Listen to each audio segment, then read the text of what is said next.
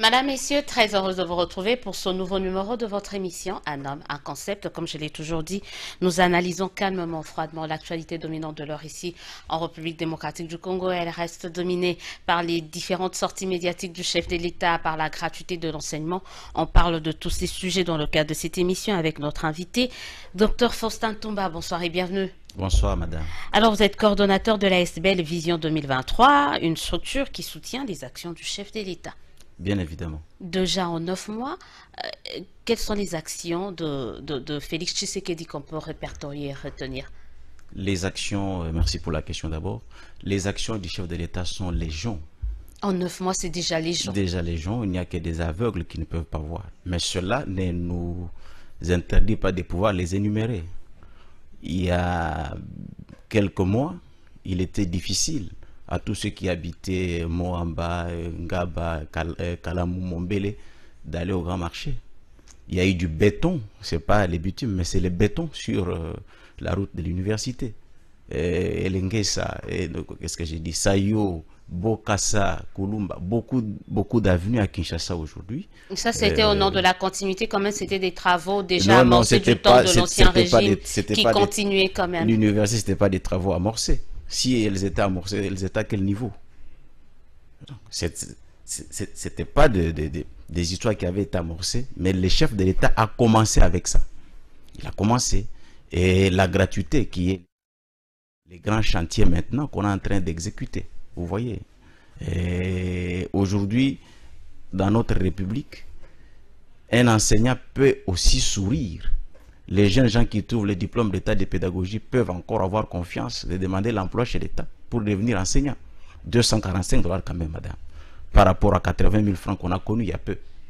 C'est quand même un sourire aux lèvres, non? Et les balais diplomatiques. Vous avez vu tous les exilés politiques. Aujourd'hui, nous vivons dans une RDC sans exilés politiques. S'il y a des gens peut-être qui veulent rester en dehors du pays, mais il n'y a pas de contraintes qui obligent des gens à vivre à l'extérieur du pays. Tout le monde peut rentrer. Il y a Moïse Katumbi, Mboussa Diamouissi, tous ceux qui avaient peur de rentrer ici sont en train de retourner. Donc les exemples sont les gens, les cas sont les gens avec les chefs de l'État. On repart de la gratuité parce que c'est l'affaire de moment. Vous avez dit 245 $, c'est apparemment le nouveau salaire que commencera à toucher un enseignant. C'est pas encore effectif et dans certains coins du pays, il y a des menaces de grève. Parce que les gens, c'est beau de faire des annonces, mais dans le concret, il n'y a rien qui est fait jusque-là. Bon, madame, vous savez, le problème de la gratuité, il faut le comprendre à deux dimensions. La gratuité en milieu urbain tel qu'à Kinshasa et la gratuité en milieu rural tel que dans tous nos villages. Peut-être pour ceux qui ne vivent qu'à Kinshasa, qui ne voyagent jamais à l'intérieur du pays, peuvent comprendre ça de leur façon.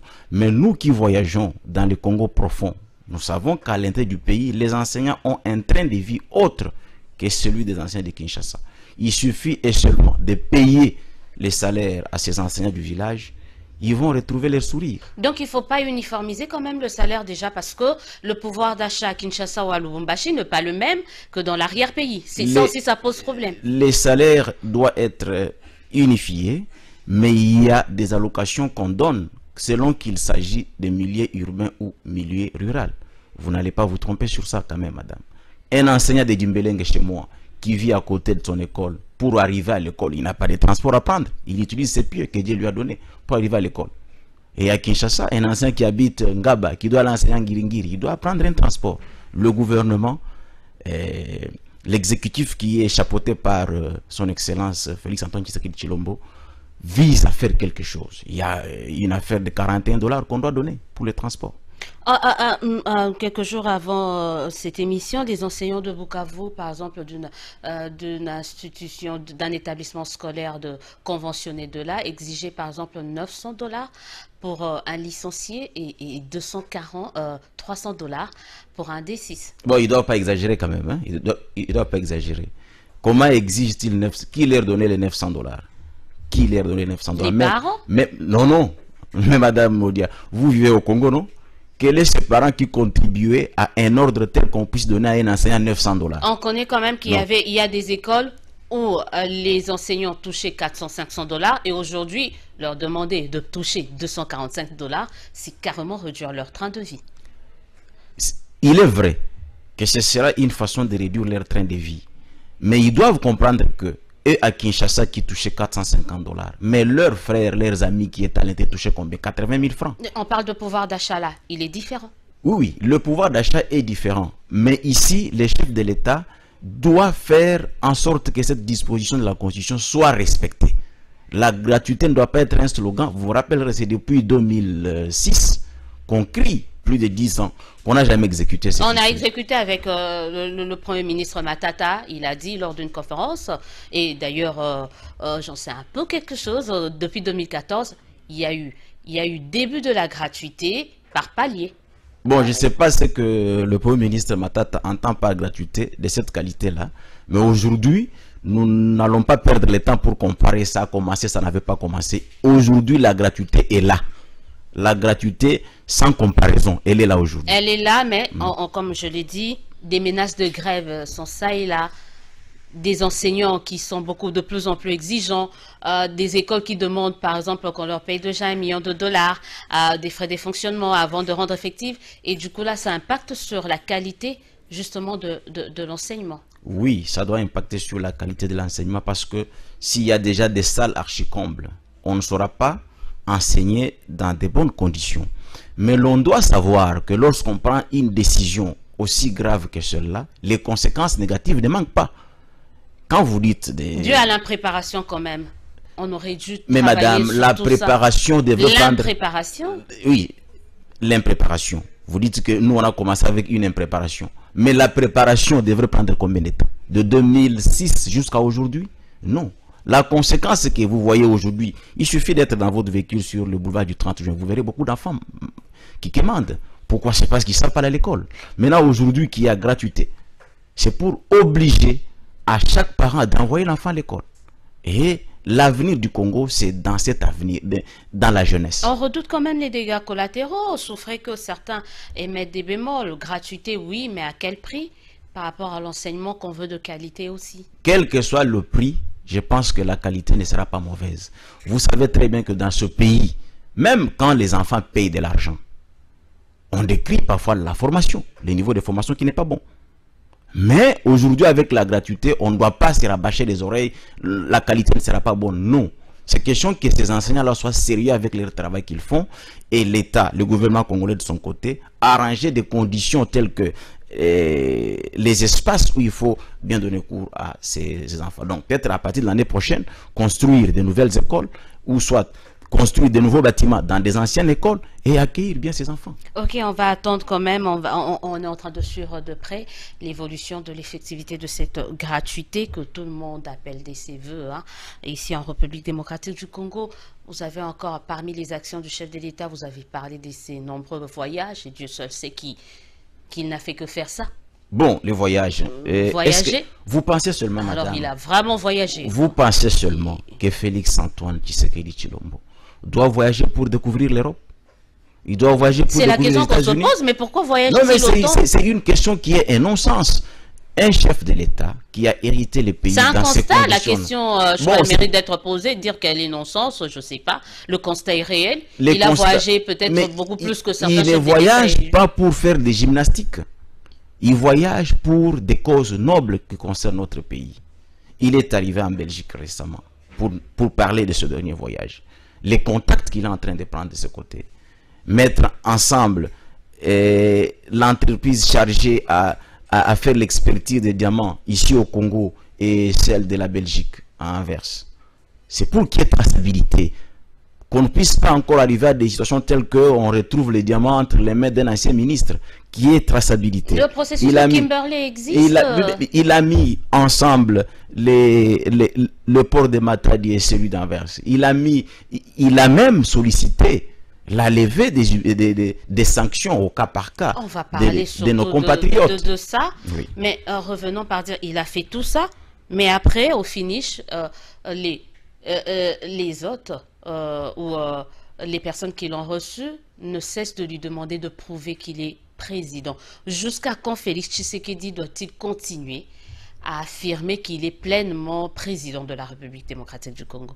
Bon, moi, je ne vois pas l'obligation qu'il a à confirmer.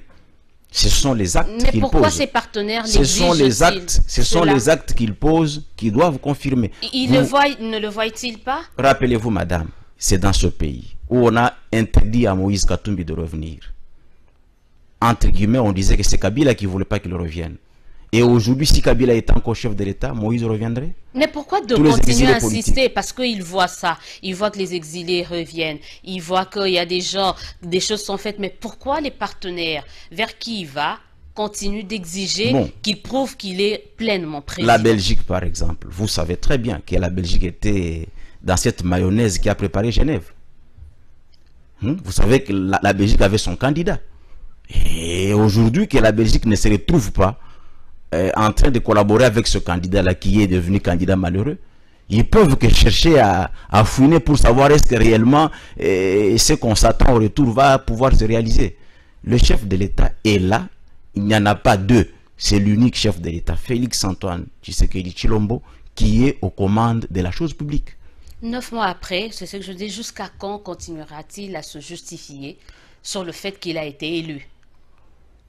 Moi ici, en tant que coordonnateur de Vision 2023, structure qui l'accompagne, qui a appuyé son programme pendant la campagne, parce que le programme était pour 10 ans, vous vous l'appellerez.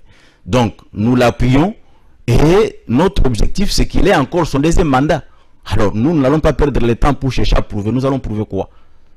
On est en train de travailler pour donner le sourire au peuple congolais. Aujourd'hui, la gratuité ne voit pas enfant la Mouka, enfant Cash, enfant FCC. C'est tout enfant congolais. Alors, pourquoi doit-on perdre le temps pour chercher à prouver qu'il est président ou pas? Non. Autre affaire abordée par le président de la République. Le président a dit je suis là, je veux lutter contre la corruption. Mais cette affaire l'accable. Une affaire et l'accable, c'est celle liée aux 15 millions de dollars. Il parle de rétrocommission. Cette affaire de 15 millions, revenons d'abord à ce qui s'est passé en réalité.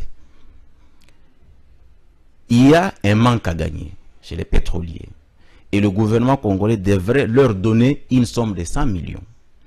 Il y a eu un arrangement pour qu'on leur donne 85 millions pour récupérer une décote de 15 millions. Monsieur Vital Kamerhe, directeur de cabinet du chef de l'État, a écrit à la banque qui avait ce fonds de pouvoir loger les 15 millions dans un compte X. Le ministre en charge des finances va écrire une deuxième lettre s'adressant à la banque de ne pas virer cet argent dans ce compte nominé par Vital Kamerhe.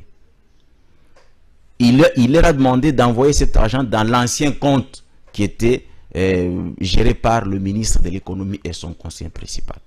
Pourquoi doit-on cogiter autour de ça? Laissons les temps à la justice de pouvoir travailler, de pouvoir instruire les dossiers, qu'on puisse nous donner les conclusions. Et puis là, mais le chef de l'État a parlé d'une rétrocommission. J'entends dans les médias les gens dire non, le chef de l'État, il est en train de parler de COP au sommet de l'État. Non, il n'a pas sacralisé cette histoire. Il l'a plutôt condamné. Mais il a dit qu'il n'y a pas eu vol, il n'y a pas eu de tournement, mais on ne sait pas où se trouve l'argent. Donc, c'est-à-dire, on est dans un pays où les gens peuvent se partager 15 millions comme ça et on trouve cela. Non, non, on banalise quoi, on banalise ça d'un revers. C'est une pratique négative que le chef de l'État a trouvée. C'est une pratique négative que le chef de l'État a trouvée. Si vous suivez dans cette interview, il dit à la fin, COP que je condamne. Il ne suffit pas de condamner, voilà sanctionner déjà, parce qu'il y a des personnes qui sont citées. On ne doit pas sanctionner à l'emporte-pièce, madame. On doit attendre que la justice puisse dire son dernier mot. Attendons la justice agir. Dès que la justice publie ses conclusions, nous allons voir si le chef d'État va Vous pensez que le CSC a tort d'exiger d'abord la suspension de certaines personnalités impliquées dans cette affaire pour enfin laisser la justice faire librement son travail? Bon, mais le CSC ne doit pas donner un lit aux gens qui veulent politiser la situation. Attendons la justice faire son travail. Ça ne prendra pas assez de temps. On rappelle que quand même le CSC prévoit de retourner, d'envoyer des gens dans la rue si ces personnes ne sont pas sanctionnées. Cela risquerait de mettre à mal peut-être certains investisseurs qui veulent venir. Oui. Et on sentira toujours cette instabilité. Et vous savez, l'argent a horreur de bruit quand même. Les CLC a son plein droit de manifester. C'est encore un chantier qu'a mené Félix Antoine Tshisekedi Tshilombo dans ce pays. La marche. Les gens font des marches librement. Les policiers se reposent d'ailleurs.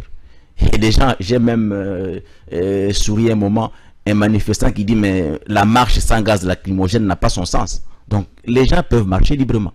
Donc la liberté d'expression, c'est une réalité vivante dans ce pays aujourd'hui. Ils peuvent marcher. Ils peuvent marcher. Vous n'avez pas l'impression qu'ils risquent de mettre à mal quand même cette possibilité que les investisseurs viennent au pays parce qu'ils ont peur que le pays ne soit pas encore dans la stabilité la plus complète pour investir? Non, non, le climat des affaires est en train d'être bien assaini et je crois que les investisseurs peuvent venir. Ça, ce n'est pas une raison. Peut-être ce qui peut faire fuir les investisseurs, ce sont des mauvaises prophéties telles que lancées par Mosito qui dit qu'ils feront tout pour empêcher les investisseurs à pouvoir venir. Mais avec cette histoire de 15 millions, vous ne voyez pas que vous servez quand même les proches du président Serdeli à cette affirmation, parce que c'est une preuve que la corruption continue de gangréner les plus hautes instances du pays. Mais madame, vous avez suivi très bien le chef de l'État en Belgique. Il a dit qu'il va créer un office de lutte contre la corruption. Encore une création de plus. Déjà, il y a tellement d'agences, hein, il y a l'OCEP, il y a tellement de structures sur lesquelles on peut travailler. Si il crée cette structure, c'est parce que lui-même ne veut pas qu'il y ait corruption dans ce pays. Mais il peut faire, il peut suivre par rapport aux d'autres structures. Les présidents se suivent, mais ne se ressemblent pas. Joseph Kabila Kabange n'est pas égal à Félix Antoine Tshisekedi Tshilombo. Ils sont différents. Chacun a sa façon de voir les choses, chacun a sa façon de diriger. Laissons Fachi faire les choses à sa façon. Et nous allons nous attendre à de bons résultats. L'inquiétude de certains, c'est quand même de voir le trop-plein des différentes structures qui risquent de créer un chevauchement avec des structures déjà existantes. Non, non, chaque structure... Avec le gouvernement, c'est le trop-plein, c'est encore des budgets. C'est encore un budget pendant qu'on ne sait même pas encore à quoi devons nous attendre par rapport au budget actuel. C'est ça quand même. On multiplie des structures et ça risque de compliquer la chose. Chaque structure, madame, a son job description. Il n'y aura pas chevauchement. Ce n'est pas pour rien que le chef de l'État est en train de travailler, il est en train de se conseiller. C'est pour qu'il y ait job description de chaque structure. Pour qu'il n'y ait pas chevauchement afin que l'État puisse avancer. Donc les choses avancent sérieusement bien au Congo aujourd'hui. Il n'y a que des aveugles et des sorciers qui ne savent pas bien voir ça. Alors ça c'est vraiment des expressions qu'aiment utiliser les proches, pour certains les fans. En tout cas ceux qui appuient le président de la République, dès qu'ils ont des gens qui ont un avis contraire, sont tout de suite des haineux, des tribalistes, des jaloux au fait. On ne supporte pas la contradiction. Non, non, la contradiction se supporte. On doit supporter la contradiction, mais pas une contradiction qui a comme substratum la haine. Comment vous arrivez à déceler la haine? Mais on décèle la haine, on décèle la haine. C'est un concept assez subjectif. Mais madame Élisée Odia, vous avez entendu dans ce pays, lorsqu'on a proclamé les résultats, des gens criaient Mouloubaté. Est-ce qu'on doit haïr Tshisekedi parce qu'il est Moulouba?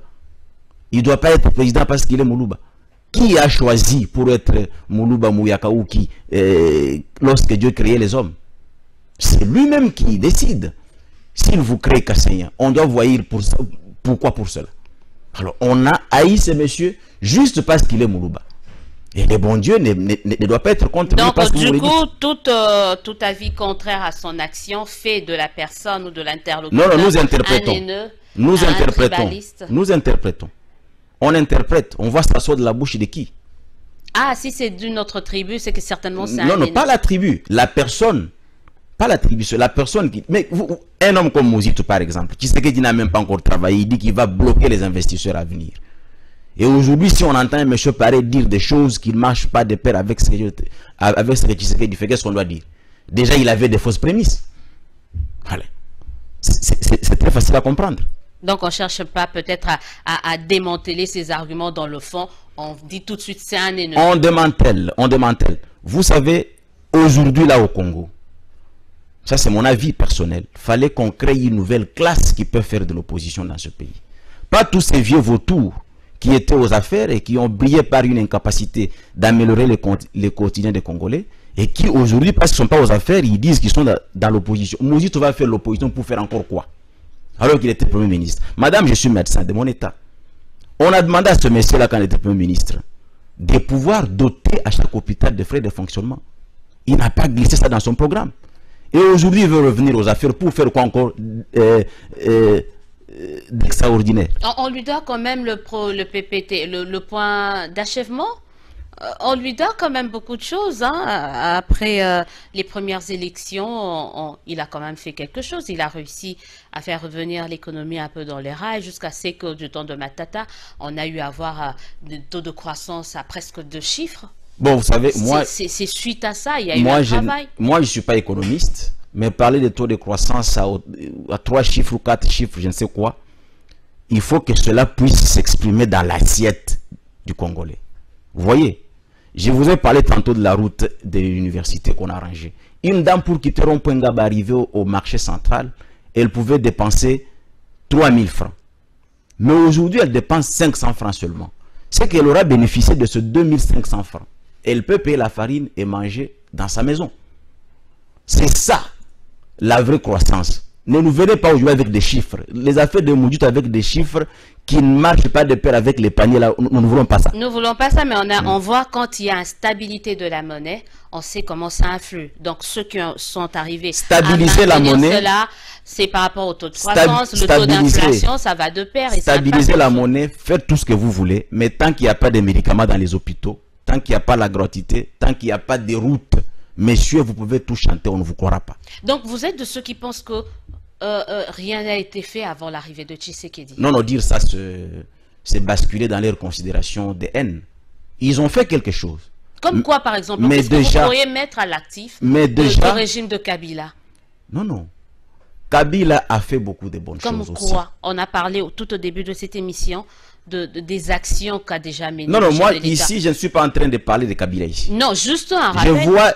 Je vois, c'est lui qui est en train de jeter à boulet rouge sur le chef de l'État, Mouzito. Mais même, il fait partie du régime de Kabila. Non, non, il était le chef de l'exécutif. Il était Premier ministre. Il a travaillé avec Kabila. C'est lui qui pilotait la politique du gouvernement. En tant que tel, qu'est-ce qu'il a fait?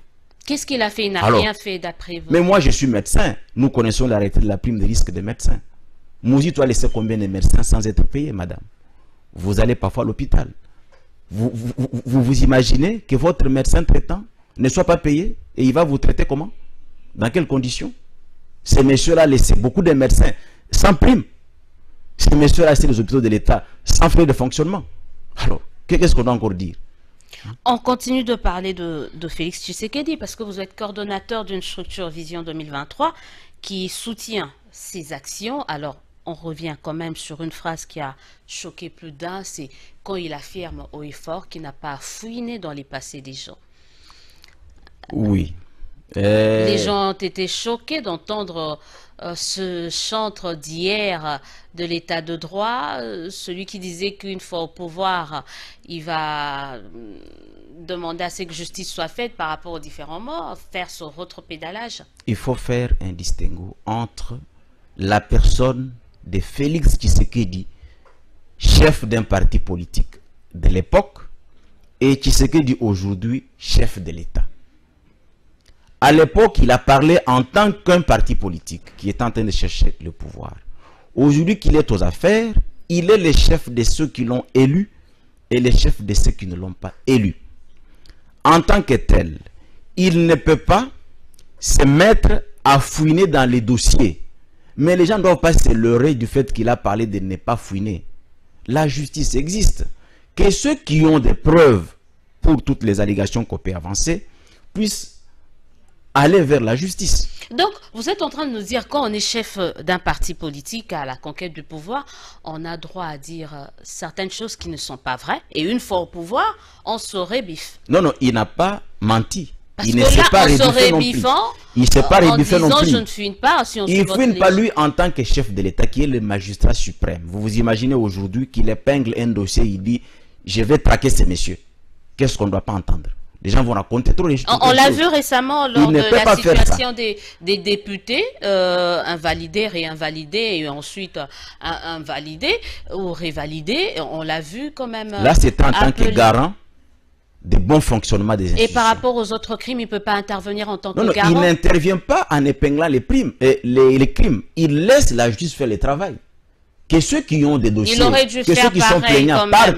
Il aurait dû faire pareil. Que ceux qui ont des dossiers saisissent la justice. Il aurait dû faire pareil parce qu'il y avait des gens qui avaient saisi la justice par rapport les députés ont saisi la justice, mais ça ne lui a pas empêché de convoquer quand même le président de la Cour constitutionnelle. Vous le dites bien, il y en a qui ont saisi la justice et lui a profité pour parler. Que ceux qui ont des dossiers saisissent pour voir s'il va rester calme.